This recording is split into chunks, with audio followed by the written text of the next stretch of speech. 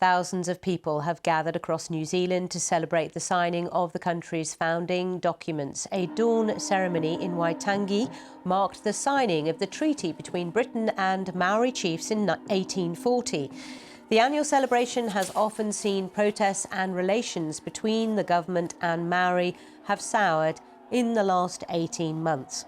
Well, our correspondent Phil Mercer has been following events for us in Sydney.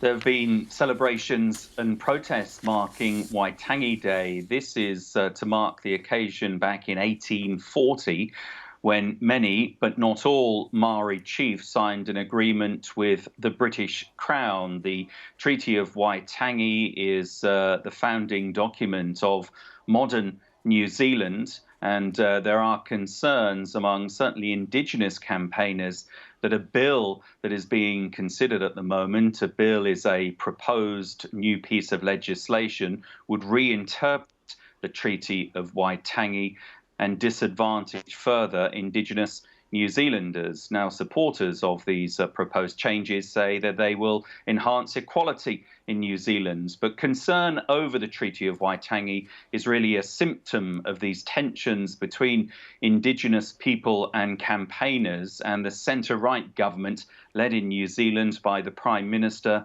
Christopher Luxon.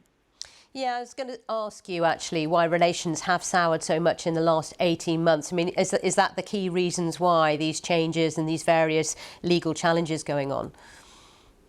You may well remember the former New Zealand Prime Minister Jacinda Ardern. She led a Labour-led government, a left-of-centre government for many years.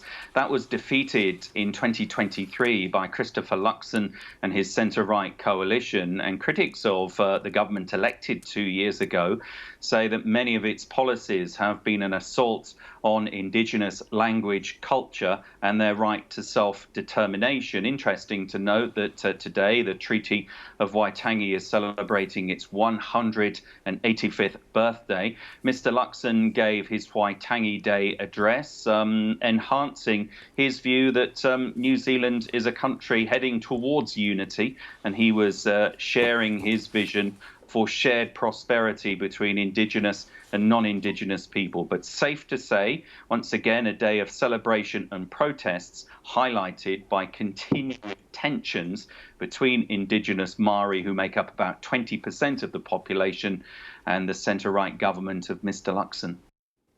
Phil Mercer there.